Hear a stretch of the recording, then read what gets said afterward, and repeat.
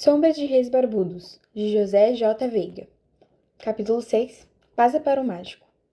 Nossa vida voltou à triste rotina de fitar muro, contornar muro, praguejar contra muro e esperar por algum acontecimento indefinido que nos tirasse desse molde. Os dias se emendavam iguais, de tão iguais se confundiam e pareciam um só. Tínhamos caído em um desvio onde a ideia de tempo não entrava. A vida era uma estrada comprida, sem margens nem marcos. Estar aqui era o mesmo que estar ali, e hoje se confundia com ontem e o amanhã não existia nem em sonho. Esperávamos qualquer coisa, mas já nem sabíamos se era para diante ou para trás. A única novidade que notávamos em volta era um cheiro cada vez mais forte de mato, de planta, e as pessoas também iam apanhando uma cor esverdeada. Víamos isso em nossas mãos e braços, e no rosto quando olhávamos no espelho. Mamãe dizia que estávamos virando capim, e um dia seríamos comidos por bois e cavalos. Até que apareceu esse mágico, o grande Uski. Primeiro apenas o nome e a fama. O mágico nos olhando de cartazes em que os olhos pareciam duas brasas queimando em um rosto apenas sugerido em um fundo escuro. Pessoas que o tinham visto em outras cidades paravam diante dos cartazes e faziam um elogio, aproveitando para se projetarem também. Por essa grande propaganda falada, ficamos sabendo que o grande Uski vinha do Oriente. Bom, começo. O bom mágico precisa vir de longe. Que suas mágicas mais pareciam milagres, ele fazia na hora tudo que o público pedisse. Transformava pedra em pássaro, areia em água, estrume em ouro e vice-versa se alguém quisesse. E que, além das mágicas que fazia no palco, ele sabia outras que só podiam ser vistas de perto, como uma na mesa de bilhar, tão incrível que metia medo. São dessas coisas que não adianta discutir antes de ver. Um dia que o homem voa como passarinho. Outro diz que de chama de vela endurecida ele faz brincos para as senhoras. Outro diz que ele pega um sapo e joga para cima, o sapo vira beija-flor. Eu não acreditei, mas também não ia sair por aí desmentindo quando pessoas de bem, como o padre, diziam que era verdade. O jeito era ter paciência e esperar. O mágico não devia demorar, e os cartazes dele já estavam aí. Gente que viajava voltava com notícias do mágico. Estava em Luzalma. Estava em Água-Sava. Estava em Guaravai. Voltou a Popeinha. Está de cama em Manarairema. Mágico adoece? Mau sinal. Os cartazes pregados nos muros foram despencando, enrolando, rasgando, até ficar apenas um óleo fuzilante aqui. Um nariz iluminado, uma letra, uma palavra incompleta e muito desapontamento em nós. Já diziam até que ele não vinha mais. A companhia não queria fazendo mágicas aqui.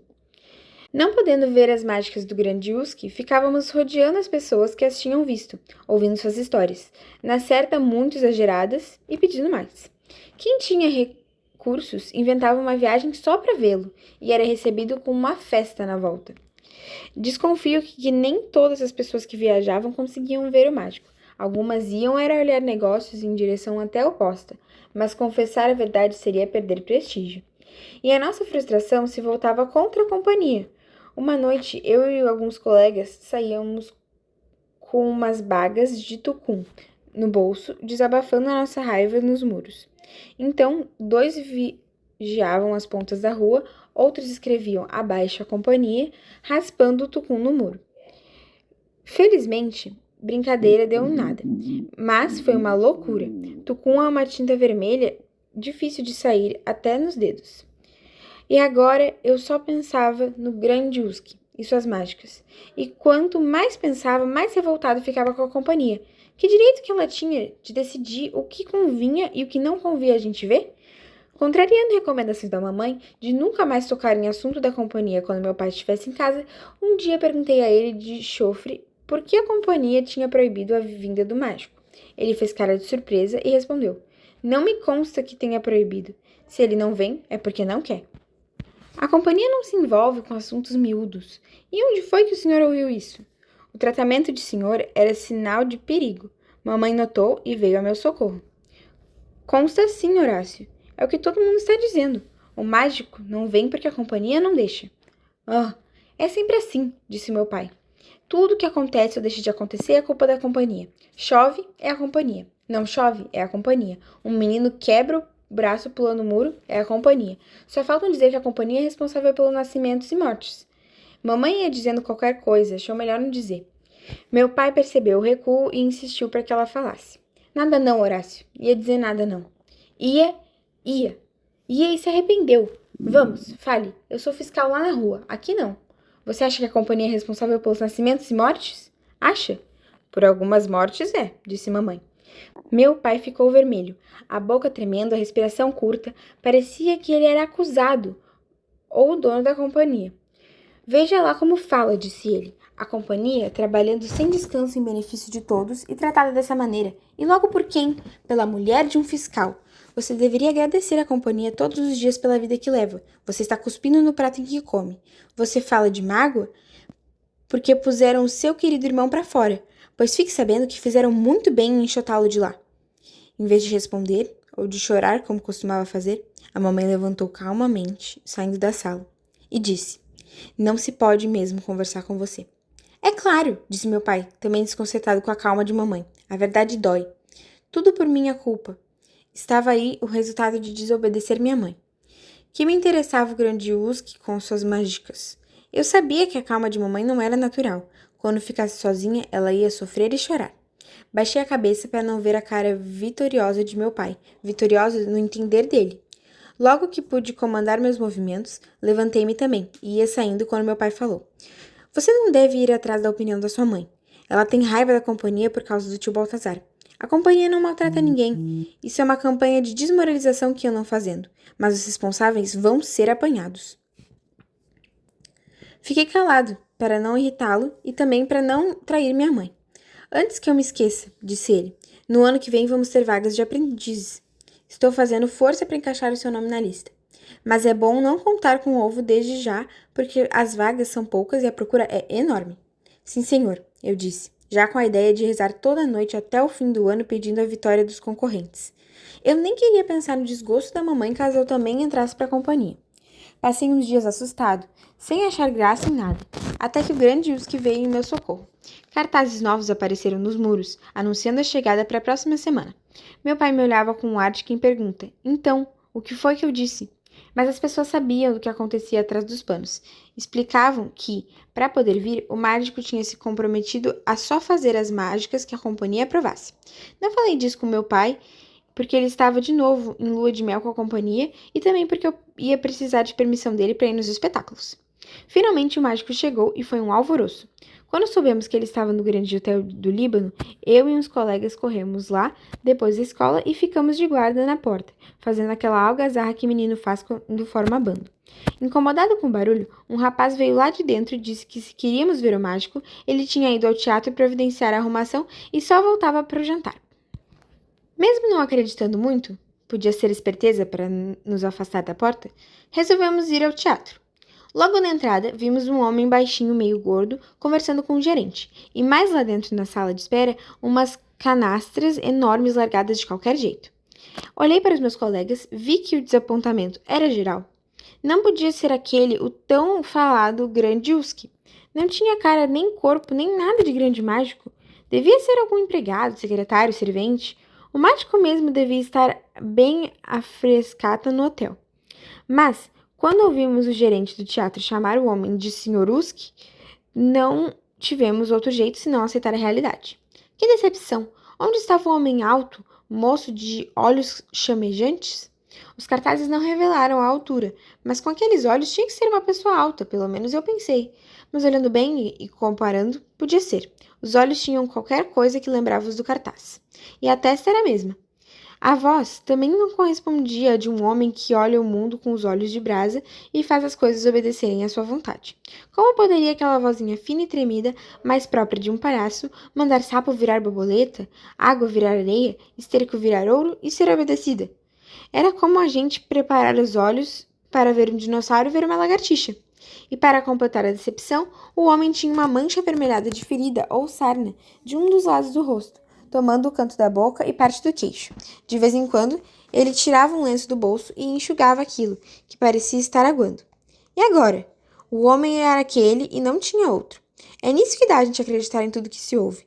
Ele podia ser mágico, mas de magiquinhas corriqueiras. Saímos dali calados, não querendo dar o braço a torcer. Para preencher o mutismo, íamos chutando coisas miúdas que encontrávamos. Caixas de fósforo, tampinhas de garrafa, pescoços e pernas secas de urubus mortos durante a grande invasão deles e ainda espalhados por toda parte. Eu me desinteressei no grande husky e teria perdido o primeiro espetáculo se não fosse a insistência de uns colegas que estavam combinando uma grande vaia para quando ele aparecesse no palco. Achavam que o meu assovio fino e cortante era necessário. Só para atendê-los fiz o sacrifício. Vendo aquela gente toda se mexendo nas filas, mastigando em seco e se empurrando disfarçadamente, com pressa de entrar, eu e meus colegas sorríamos um para os outros, como pessoas que sabem com antecedência o que vai acontecer. Não íamos sofrer decepção, porque tínhamos apanhado o mágico desprevenido e avaliado a qualidade dele. Eu achava que a explicação para os elogios ao mágico era que ninguém gosta de se decepcionar sozinho. Aquilo de dizerem que o homem era fantástico, que só vendo para crer, não passava de esperteza de gente lograda para arrastar outros ao mesmo logro. Era como a história da Gruta Encantada, onde se entrava por um corredor estreito em que só cabia uma pessoa. Cada um que entrava só encontrava esterco e fedor, mas na volta confirmava as maravilhas para se vingar da decepção, decepcionando os outros. Dentro do teatro, encontramos uma novidade, uma cortina vermelha na frente do palco, com o mesmo rosto do cartaz circulado pelas palavras El Gran Zuc. Em grandes letras pretas, as letras e os traços do rosto coincidindo direitinho com as dobras da cortina. Só o Z aparecia um pouco mais descentrado. Os alto-falantes tocavam músicas antigas que já estávamos cansados de ouvir. Todo mundo já tinha entrado e o espetáculo não começava. Quando tocaram todo o repertório e voltaram à Serra da Boa Esperança, parecendo que iam repetir também o Carinhoso, o Despertar da Montanha, a Vereda Tropical, um garoto gritou "Chega!". Outros repetiram o grito aqui e ali, a música parou e experimentaram um disco novo da coleção do teatro, o Chá para Dois, em solo de órgão. Mas a agulha empacou, logo no começo, e ficou repetindo o mesmo risco. Tan, dan, dan, dan, hook, tan, dan, dan, dan, hook, tan, dan, dan, dan, dan, hook. Parecia que não tinha ninguém perto para dar um empurrãozinho. Aí abrimos fogo com a maior vaia que eu já ouvi, perfeita no barulho e no andamento. Parecia coisa ensaiada. Os mais velhos pediam silêncio. Cantavam e olhavam em volta, faziam gestos. Mas só paramos quando os alto-falantes tocaram uma introdução de cometas. Uma voz de mulher pediu a atenção do público, desculpou-se pelo atraso em nome do grande Uzuki e anunciou que o espetáculo ia começar em 1 minuto. Mas ainda tocaram o tango Jalousie até o fim. Novo toque dos clarins, 3 batidas solenes de gongo e a cortina começou a se abrir devagarzinho do centro para os lados, as letras e o rosto do grande Uzuki sumindo nas dobras do pano. É difícil explicar, mas no momento que a cortina se abriu, senti qualquer coisa diferente no ar. Assim, um arrepio vindo não sei se de dentro ou de fora de mim. Uma mudança na qualidade dos sons, como se os meus ouvidos tivessem acabado de passar por uma limpeza sensacional. E sei que todo mundo sentiu a mesma coisa. O homem que estava no palco de braços abertos para a plateia, o mesmo que eu tinha visto dias antes na sala de espera, era novamente o grande Uzuki dos cartazes. O grande Uzuki deixou que todos os ouvissem com calma, girando lentamente o corpo para um lado, depois para o outro, um leve sorriso transformado no rosto. Ninguém se mexia, ninguém falava, e acho que se ele ficasse naquela posição de cruz até o fim do espetáculo, ninguém ia reclamar. Não vi quando ele começou, foi tudo suave e natural. Naquela noite e nas outras, o grande Uzuki fez o que quis. Virou o mundo pelo avesso na nossa frente, desmanchou e o montou de novo de maneira diferente. Nós vendo tudo e não acreditando. Ainda hoje não acredito. Ele voou com uma borboleta por cima da plateia, pousando aqui e ali, subindo e abaixando. Endureceu chamas de vela em forma de cabacinhas avermelhadas e distribuiu as cabacinhas às senhoras. Mudou uma bola de bilhar em cubo do mesmo peso, verificando em balança, e mostrou o cubo a quem quisesse ver e pegar. Transformou areia em água, muita gente lavou a mão nessa água e precisou enxugá-la. Jogou uma bandeja de sapos para cima, pareceu que eles iam cair como sapos mesmo. No meio da queda viravam beija-flores e saíam voando como com aquele voozinho ora arisco, ora parado dos beija-flores. Alguns encontraram a saída e se perderam na noite lá fora. Atravessou uma parede de tijolos construída no palco na vista do público por 2 pedreiros e depois examinada por uma comissão escolhida a esmo na plateia. Tudo gente daqui, conhecida e respeitada. Atravessou-a por um lado para o outro quantas vezes quis. O público pedindo bis, ele passando para lá e para cá, como se não existisse obstáculo.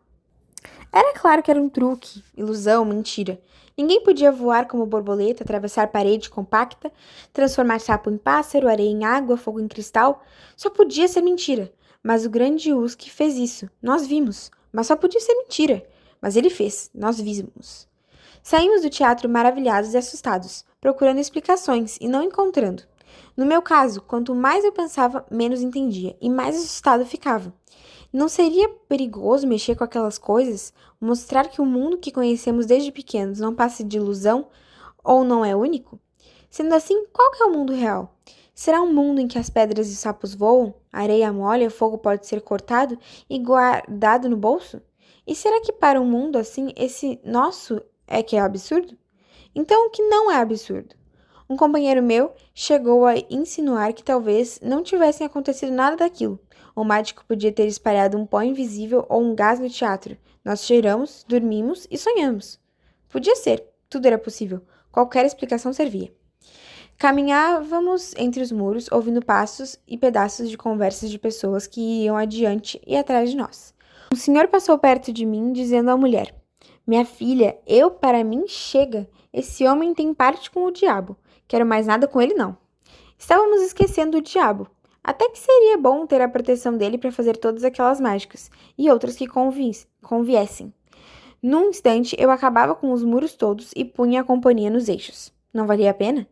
Separei-me dos meus companheiros com a ideia na cabeça, já imaginando uma lista de mágicas a fazer. Num ponto fiquei em dúvida. Não sabia em que bicho eu ia transformar os novos diretores da companhia. Tinha que ser um bicho bem feio e bem sofredor. Mas quando me vi sozinho na cama no quarto escuro, repeli a ideia. Uma coisa é a gente pensar no diabo quando está garantindo no meio de muitos companheiros, outra é ter de enfrentá-lo sozinho no escuro. Cobri-me dos pés à cabeça, rezei o credo e fiquei suando e desejando que o dia amanhecesse depressa. Até de dormir eu tinha medo, porque o diabo pode não respeitar nem o sono das pessoas. No dia seguinte, quando voltava da escola, vi um grande ajuntamento no salão da Alvorada e dei uma paradinha para olhar. O proprietário não deixava a menina entrar, mas naquele alvoroço calculei que ele não ia reparar em mim e calculei certo. O centro da aglomeração era uma mesa perto da entrada. Empurrando, espremendo, metendo cunha com os ombros e com os cotovelos, consegui um lugar na frente. O aperto era para ver o grande Usk jogar bilhar. Jogar não, ele fazia mágica com as bolas. Quando cheguei, ele já devia ter feito algumas, porque todo mundo já olhava com cara de hipnotizado. O grande Usk arrumava uma porção de bolas em linha no comprimento da mesa. Abaixou-se e mirou para ver se estavam alinhadas. Acertou os desvios usando o taco como régua, levantou o taco, passou o giz, apontou, ensaiou, deu a tacada. A bola empurrada pelo taco bateu na segunda, sumiu, e a segunda bateu na terceira, sumiu. A terceira bateu na quarta, sumiu. Cada bola que batia na seguinte e sumia, até que ficou só a última. Essa foi rodando já sem força e bateu antes de encostar na tabela. Ninguém dizia nada e parece que nem respirava. "Onde estão as bolas?" ele perguntou. Como é que iam saber? Algumas pessoas ainda procuravam olhar no chão, debaixo da mesa, mas desistiram por causa do aperto. Também ninguém tinha visto nenhuma bola saltar da mesa. "No meu bolso?" perguntou o mágico, e bateu nos bolsos para mostrar que estavam vazios. No meu boca?" Abriu a boca desnecessariamente. Ninguém esperava que estivessem lá. "Na barriga do menino?" Bateu de leve com o taco na minha barriga. Eu gelei. Imagine se aquelas bolas estivessem pesando dentro de mim. Quem adivinha, eu ensina. O único que teve coragem de ensinar uma investigação foi o dono do bilhar. Ele se debruçou sobre a mesa, pegou a bola restante, não conseguiu levantá-la da primeira vez, porque estava com o corpo inclinado e sem firmeza. "Acertou, vou ensinar." O grande Usk pegou a bola e deu às outras pessoas para avaliarem o peso. Quem pegava precisava agarrar com as 2 mãos para não deixar cair. A mágica para separar as bolas devia ser tão sensacional como a de juntá-las. Pela cara que fazia, o dono do bilhar parecia não acreditar na separação. Pensava que elas iam ficar para sempre englobadas. Quer as bolas? Muito fácil, disse o grande Husky. Pegou a bola pesada, pôs bem no centro da mesa, segurou-a entre os dedos da mão direita e girou a mão. Foi bonito. A bola saiu girando e, enquanto girava, as outras iam saindo de dentro dela e se espalhando em espiral pela mesa. Faz de novo, pediram várias vozes quando nos refizemos do espanto. Ele faz, disse o grande Husky, apontando para o dono do bilhar. Eu? Senhor, disse o grande Husky e ofereceu-lhe o taco. O dono do bilhar hesitava, mas víamos que estava doido para experimentar. É só bater? Só bater, mas espera eu mandar. O homem preparou o taco, apontou. O grande Husky fechou os olhos com a mão direita estendida na direção da bola. Deu a ordem. O homem deu a tacada, mas bateu com medo, ou fora de hora, ou errou a pontaria. A primeira bola bateu na segunda, só entrou a metade, e as duas ficaram formando uma espécie de 8. A cabeça do 8 bateu sem força na terceira bola, porque as duas primeiras já não tinham seguido arrastadas, e bateu meio de lado, e as 3 formaram uma figura que lembrava uma batata aleijada. Ficou engraçado, e todo mundo riu. O dono do bilhar tentou separar as bolas puxando com a mão. Não conseguiu. Outras pessoas experimentaram puxando, torcendo, quebrando, também não conseguiram. O grande Husky pegou a batata aleijada, colocando-a em cima da mesa. Olhou de longe, de perto, coçou a cabeça, fingindo estar com um problema difícil. Pegou o taco e uma outra bola. Com o taco e a bola livre, ele empurrou a outra metade do 8 para dentro. Com a outra tacada, empurrou a bola saliente, sempre recuando a bola livre. Mas a bola resultante não ficou completamente redonda, não corria reta sobre a mesa quando empurrada. O grande Husky levantou-a na palma da mão, examinou-a e sacudiu a cabeça. Muito feio, vamos consertar. Descansou a bola na mesa, pegou o taco utilizando-o como rolo de cozinha, achatou a bola completamente. Esta pasta mole foi dividida em 3 partes, rasgada como massa de pão, e de cada parte o mágico fez uma bola perfeita com movimentos circulares de uma palma sobre a outra, como a gente faz quando brinca com barro. As bolas reconstruídas foram examinadas de perto, batidas uma na outra, pesadas na mão, cheiradas e até lambidas, e declaradas perfeitas.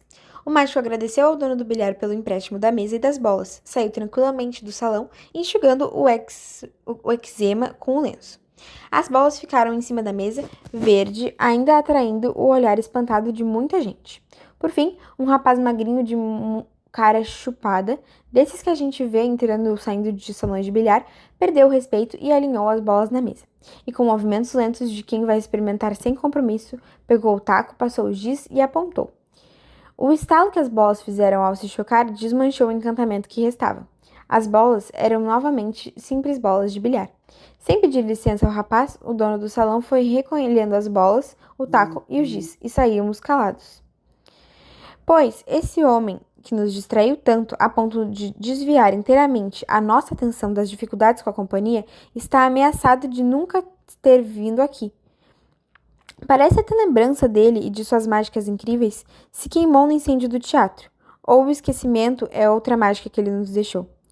Mas se é assim, como explicar que nem todo mundo esqueceu? Alguma manobra do mágico para gerar discussões e aumentar a confusão? Eu mesmo não sei quanto tempo o grande Husky esteve aqui. Tentei esclarecer a dúvida consultando outras pessoas, e só ouvi respostas desencontradas. Uns falam em semanas, outros em meses, outros juram que nunca.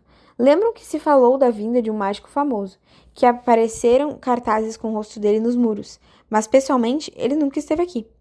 Nem o gerente do teatro, que depois do incêndio foi viver em um sítio numa grota aqui perto, se recorda de ter algum dia alugado o teatro para um tal de grande Husky. A minha conversa com ele foi difícil. Ele está velhinho, surdo e meio caduco. A gente pergunta uma coisa, ele responde outra. Enquanto eu falava do grande Husky, ele entendia o grande Caruso. Será que eu estou enganado? Será que o grande Husky não fez mágicas aqui? É verdade que muitas mágicas que eu dizia aqui em casa que ele tinha feito eram mágicas que eu inventava porque desejava fazer eu mesmo se tivesse poder. E agora já não estou conseguindo separar umas das outras. Se continuarem me contestando e me confundindo, eu também vou terminar convencido de que não vimos mágico nenhum. Mas a verdade é que o grande Husky ajudou muito a nossa vida, e sem ele ficou mais difícil aguentar a realidade.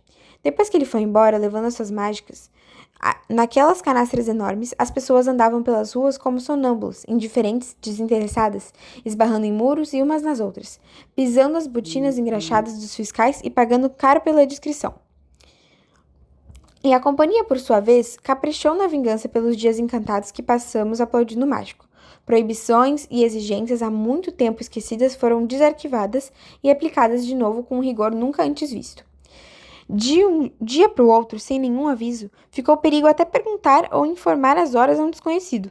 Muita gente se complicou por se queixar inocentemente do calor ou dizer que não estava fazendo tanto calor, por responder a cumprimentos ou não responder por distração, por se abaixar para pegar um objeto qualquer na rua ou por ver um objeto e não se abaixar para apanhá-lo. As ruas foram ficando desertas, porque com tanto perigo de sentinela lá fora, quem é que ia ter coragem de sair? Só em último caso, e assim mesmo com um pé lá e outro cá, como quem vai buscar fogo e nada se para pelo caminho farejando o que não guardou. E era preciso também muita ginástica para não cair no golpe dos vizinhos sabidos, que ficavam escondidos atrás das janelas, com listas de encomendas à mão, aguardando a passagem de pessoas desprevenidas. Aceitar encomendas obrigava a dar voltas e aumentava a exposição ao perigo. Até meu pai ficou preocupado. Recomendou-me só sair para ir à escola sem me demorar pelo caminho e proibiu-me de levar ou trazer encomendas, fosse de quem fosse. Ele disse que a situação era séria, que a companhia estava passando o pente fino e que a ordem aos fiscais era não terem contemplação com ninguém. Ele mesmo andava mais ocupado do que nunca. Na fiscalização, saía mais cedo e chegava mais tarde, e muitas vezes nem vinha almoçar. Retidos em casa, ignorando o que se passava lá fora, vivíamos praticamente como prisioneiros. Chegar à janela não adiantava muito, porque só víamos muro, e ainda corríamos o risco de cometer alguma infração nova. O expediente menos arriscado era abrir uns 2 palmos de janela, deitar de costas no chão e ficar olhando para a fresta as nuvens e os urubus passando livres lá em cima. Muita gente devia estar fazendo isso, porque no caminho da escola eu passava por muitas janelas entreabertas. Um dia, perdi o acanhamento e olhei para dentro de uma sala, e antes de acostumar com a vista do escuro, alguém empurrou depressa a janela com uma vara. Minha mãe não sofria pessoalmente a prisão, porque essa era mesmo a vida dela já fazia muito tempo, mas se preocupava com o meu desassossego. Vendo-me inquieto pela casa, mexendo em tudo e não me interessando por nada, ela procurava me distrair contando histórias de sua vida de solteira, do tempo de menina, histórias que não me prendiam, porque eu já estava cansado de saber. Eu queria fingir interesse, para não desapontá-la, mas qualquer coisa em minha cara, meus olhos, meus gestos, não me deixavam mentir.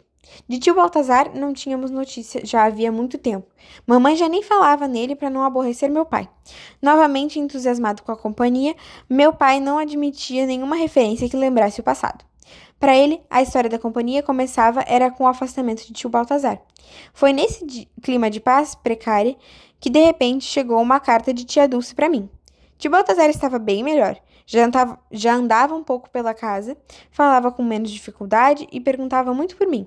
Se eu pudesse fazer um sacrifício de passar as férias com ele, seria um benefício para o tio Baltazar e uma alegria para a tia Dulce. Mamãe até chorou de alegria e começou imediatamente a fazer planos para minha viagem, como se as férias começassem no dia seguinte. Depois de ler a carta pela 3ª ou 4ª vez, ela se levantou da costura e foi dar uma olhada em minhas roupas. Separou as que precisavam de conserto, notou o que precisava ser comprado, o tempo todo me fazendo recomendações sobre obediência, comportamento, essas coisas que preocupam as mães. Eu via a animação dela e ficava com pena, porque não acreditava que meu pai me deixasse ir. Ele ainda não tinha esquecido a ideia de me pôr de aprendiz na companhia, e o assunto estava para ser decidido justamente nas férias. E também eu andava tão calejado de querer uma coisa e não conseguir que já não queria nada com afinco. Quando me apanhava com febre de querer, fingia depressa o contrário para não atrair azar. Passar as férias com o tio Baltazar, e longe de tudo o que acontecia aqui, era um prêmio que eu não esperava que saísse para mim. Quero dizer, esperava escondido, fazendo de conta que não estava interessado. Não sei se estou explicando direito. Já a mamãe era diferente. Para se forrar contra o desapontamento de amanhã, ela fingia acreditar no impossível hoje. Ela queria muito que eu fosse, e fazia tudo como se a viagem já estivesse resolvida, porque sabia que meu pai ia dar o contra. No fundo, apesar do entusiasmo que mostrava e do movimento que fazia, ela não acreditava que eu fosse. E ainda tinha coragem de dizer que eu era muito pessimista. Toda vez que eu falava em mostrar a carta ao meu pai para liquidar logo com o assunto, mamãe perdia o entusiasmo e propunha deixarmos para depois. Ela queria aproveitar ao máximo a ilusão. Um dia, meu pai chegou muito alegre. Andou leve pela casa, assoviou, brincou comigo. Pensei em alguma promoção nova e puxei conversa. A companhia estava construindo um prédio grande do outro lado do rio. Diziam que era apenas para instalar um laboratório. Comecei por aí. Laboratório? Quem disse que é laboratório? Ele perguntou. Ouvi dizer. Laboratório? Vocês, cara, não sabem de nada mesmo, hein? Laboratório. Sorriu, sacudindo a cabeça para nossa ignorância. É o que estão dizendo, respondi desapontado. Até que não ficava muito esquisito chamar cadeia de laboratório. Cadeia? Pra que agora? Pra que é que serve a cadeia, rapaz? Ficou bobo? Eles vão prender mais gente? De repente ele mudou, como se tivesse lembrado de alguma coisa desagradável. Suspirou e disse, olhando para o chão, mas com o pensamento longe. Infelizmente, Lu, infelizmente. Tem dias que eu... Meu pai, insatisfeito com a companhia, percebendo meu espanto ou achando que eu estava se arriscando, consertou. Não sei, prefiro não saber. Muito em breve vamos mudar de vida. Ele não gostava de ser indagado a respeito dos seus planos. Como eu estava muito interessado, a melhor maneira de saber alguma coisa era não perguntar. Esperei e deu certo. Se uma ideia que eu tenho aqui na minha cabeça não gorar, muito em breve estarei abrindo um armazenzinho. E vou precisar de você para me ajudar. Vender mantimentos é a ocupação melhor do que andar por aí xeretando a vida dos outros e fazendo inimizades. Isso era novo, era sensacional. Deixei a prudência de lado e perguntei sobre um assunto que estava me preocupando. Aquela ideia antiga de me pôr como aprendiz. Felizmente gorou, ele disse. Foi um mal que veio pro bem. Você não vai ficar triste, vai? Ele estava sabendo mais do que demonstrava. Não cheguei a abraçá-lo até beijá-lo, porque me faltava com ele a intimidade que eu tinha com a mamãe. Mas naquele momento eu o vi como pai mesmo. Felizmente gorou, um mal que veio pro bem. Ele parecia aliviado. Talvez não fosse difícil nos entendermos como amigos se ele deixasse mesmo o emprego. Com pressa de saber tudo, perguntei. Como é que o senhor vai abrir o armazém? Onde vai ser? Calma, rapaz. Se dependesse de mim, abriria amanhã mesmo. Não vai ser já? Infelizmente não, filho. Era a primeira vez em não sei quanto tempo que ele me chamava de filho, assim, com naturalidade. Para ele, eu vinha sendo o maroto, o sem vergonha, quando muito esse menino. Primeiro, precisamos arranjar o capital, continuou, enquanto eu ainda me sentia inchado com a mudança de tratamento. Precisa de muito? Bem, para quem não tem nenhum, qualquer dinheirinho maior fica sendo muito dinheiro. Não pode pedir emprestado? Eu queria ver o armazém já instalado e funcionando. Foi o que eu pensei, mas estou descobrindo que ninguém empresta dinheiro a quem já não tem. E não faz mal. Mas no fim do ano devo receber um extraordinário, com mais um pouco que tenho nas mãos de amigos e mais uma coisa e outra que arranjar aqui e ali. Acho que dá para começar. Vamos ser comerciantes, Lu. Pensei em sugerir um pedido de empréstimo a tio Baltazar, mas tive medo. Eu não ia estragar a alegria do meu pai lembrando um nome que ele detestava. Imaginei-me atrás de um balcão como um colega meu que ajudava o pai na loja de calçados. Eu atendendo a freguesia, pesando e embrulhando, recebendo dinheiro e dando troco, a gaveta se enchendo e nós ficando ricos. De repente, me lembrei do convite da tia Dulce e achei que talvez não valesse a pena aceitá-lo. Ficando aqui, eu podia ajudar desde o começo, em vez de encontrar o armazém já pronto quando voltasse. O problema era convencer mamãe da desistência. Se meu pai proibisse a minha ida, eu ficava dispensado do trabalho de dizer a ela que eu já não estava querendo. Não era uma manobra bonita, mas assim eu não precisava desapontar a minha mãe. Como quem não quer nada, fingi que mudava de assunto e soltei a bomba.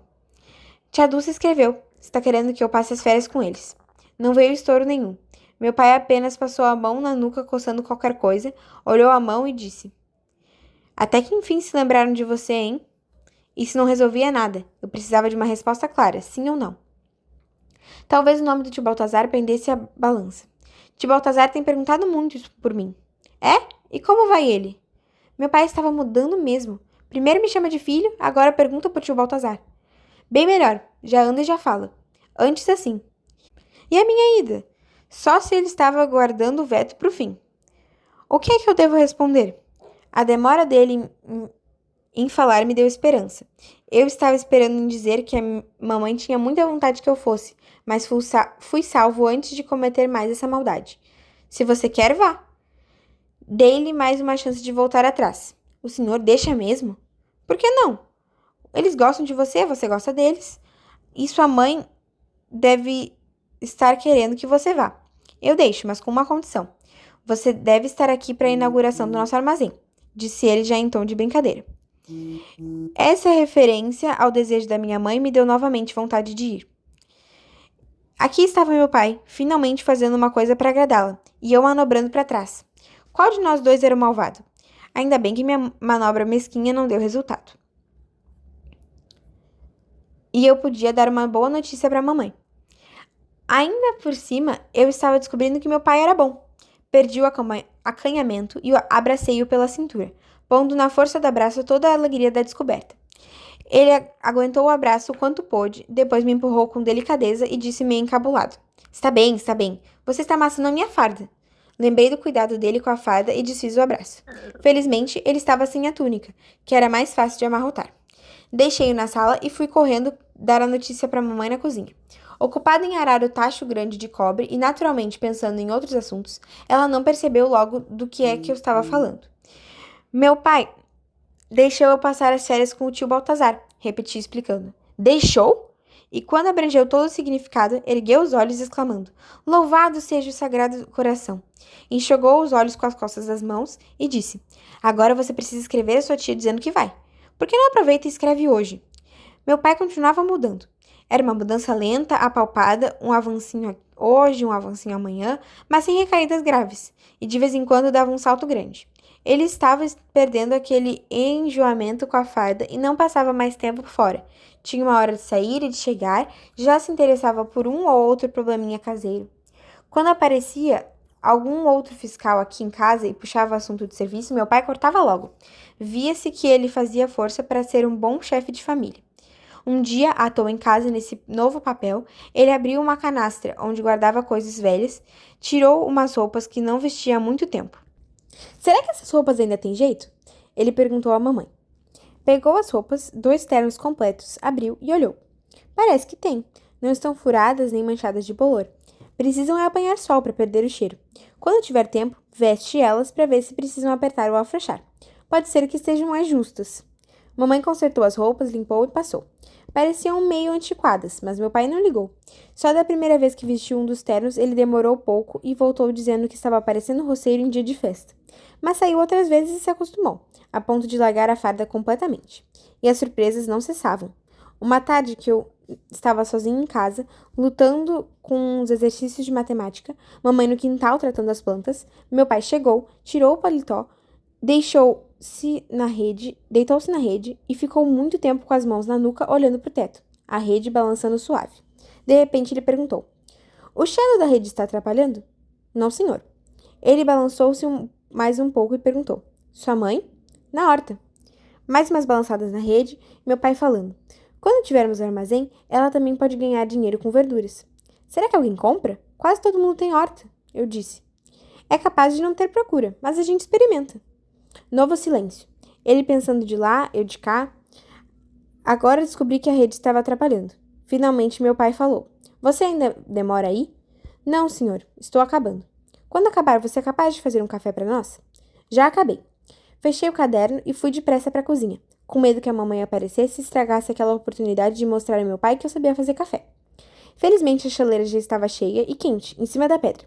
Foi só pô-la numa das bocas e atiçar o fogo, a água logo ferveu. Meu pai provou o café, gostou, tomou mais. Quando me devolveu a xícara, disse no armazém quem ia cuidar do café era eu. Inchada de satisfação com o elogio, deixei o bule e as xícaras em cima da mesa para a mamãe ver quando eu voltasse. Quando eu ajuntava o caderno e os livros para guardar, recebi mais uma surpresa. Meu pai esticou-se na rede para tirar o relógio do bolso. Consultou-o e disse: Quase 4 horas. A gente podia aproveitar bem o resto da tarde. Que tal uma pescaria? Você gosta? Se eu gostava de pescar. Eu tinha pescado umas vezes com o tio Baltazar, depois ele não teve mais tempo, depois foi embora. Pescar com outros meninos, mamãe não deixava. Tinha medo que eu fosse mordido de cobra ou caísse na água e me afogasse. Nós dois? O senhor e eu? Nós dois. Ou você não gosta? Gosto, mas não sei se ainda sei. É só pela distração. Eu também faz muito tempo que não pesco. Para ganhar tempo, vamos dividir o trabalho. Enquanto você compra o material, eu cuido das varas e das minhocas. Fui e voltei correndo, com medo de que ele desistisse se ficasse tarde. Quando cheguei com os anzóis e as linhas, ele nem tinha começado a sua parte do trato, mas já estava vestido para pescaria. Botina velha, amarrada com barbante, torcido, calça arregaçada até o meio das pernas cabeludas, túnica desbotada no peito sem camisa. Fiquei parado na sala com um embrulhinho na mão, olhando sem entender. Vou aproveitar essa farda em pescaria e serviços de casa. Vai sujar e rasgar em espinho. É para rasgar mesmo. Deixa eu ver os anzóis.